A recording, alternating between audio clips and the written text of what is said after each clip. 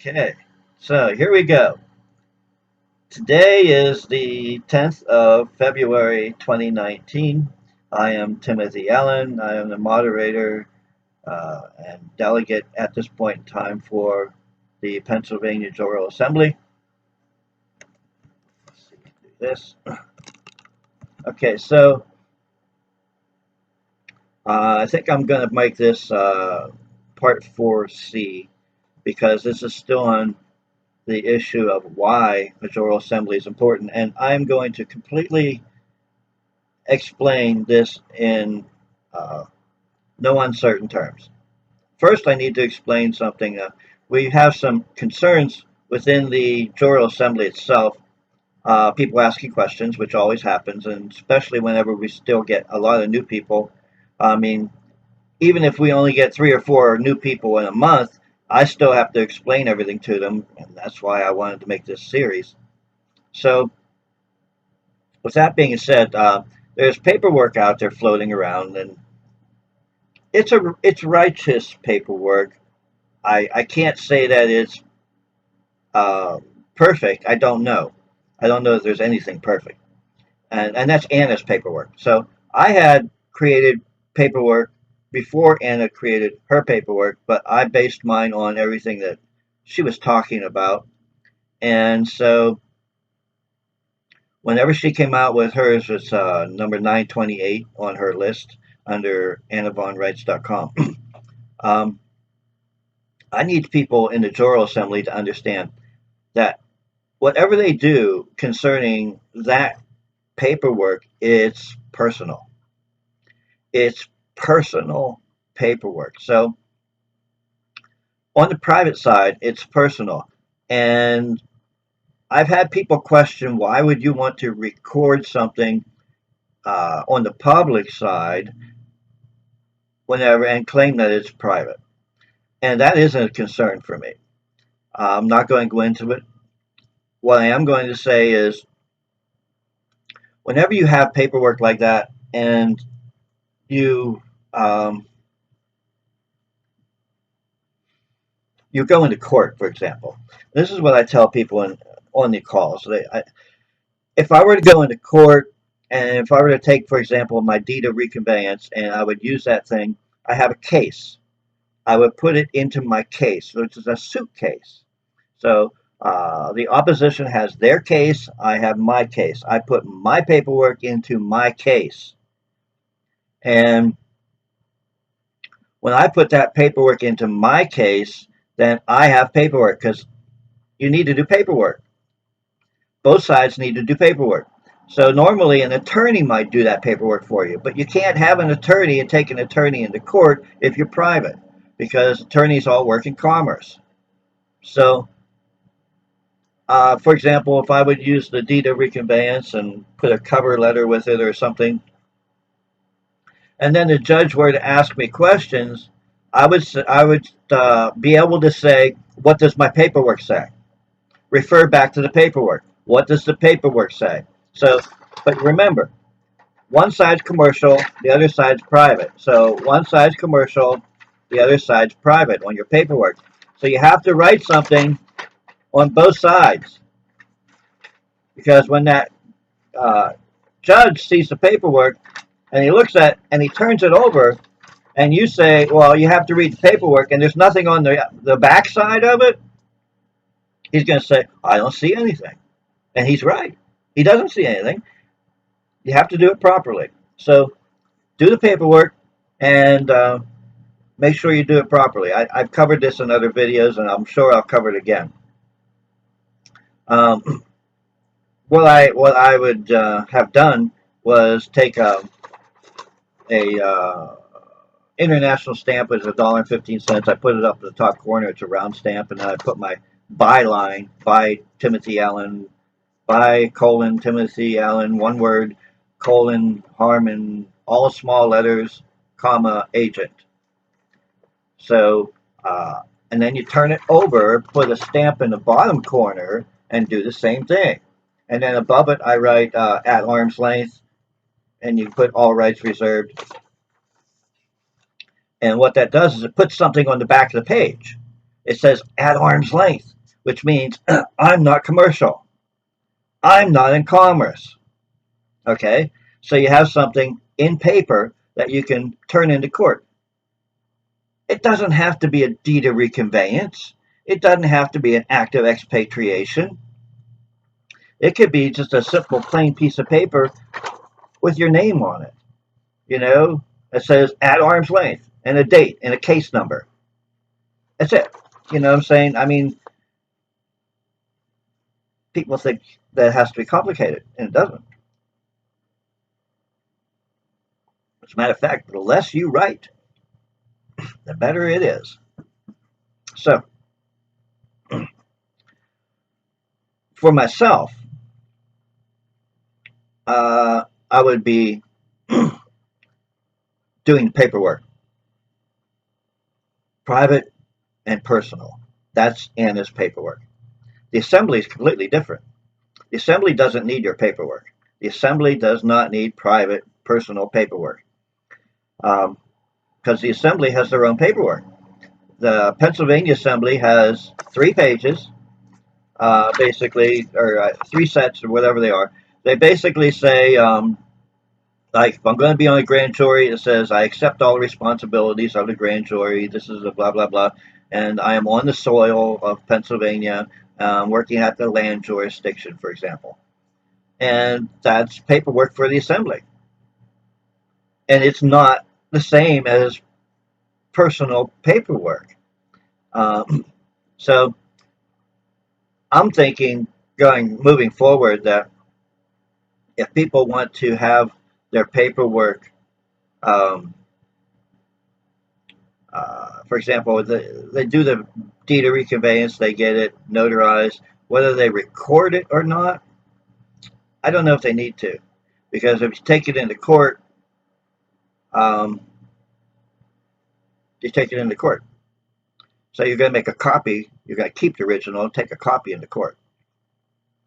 But moving forward, I just wanted to clear that up because people have been asking me a lot of questions about paperwork. So the assembly has their own paperwork. And for us, that's at PennsylvaniaAssembly.org. It's right there.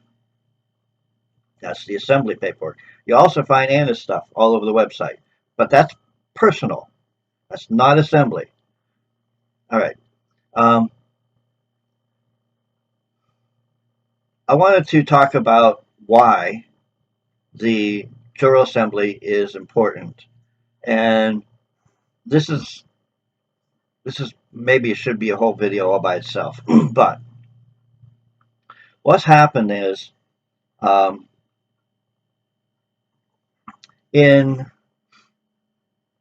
1861. Okay, so in 1861, the Congress. Now remember, there's the federal government, territorial government, and municipal government. So the municipal was created after the Civil War. Before the Civil War, you had the federal government, which is under the Articles of Confederation and Perpetual Union, created state of states. That's the land jurisdiction. And then they created the commercial territorial corporation under the Constitution of the United States of America. So you have Articles of Confederation, Constitution of the United States of America. 2 different things. 2 different companies. One's a company, unincorporated. One's a corporation, incorporated. 2 different things, 2 different animals. One's on the land, one's on the sea. So, 1861 rolls around. You have the Continental Congress, the U.S. Congress. Okay, 2 different things. One's on the land, Continental Congress. U.S. Congress. Corporate, or the Congress of the United States. And then the U.S. Congress is actually municipal. Nevertheless, you have 3 different corporations. 2 of them are incorporated. 1 of them's on the land.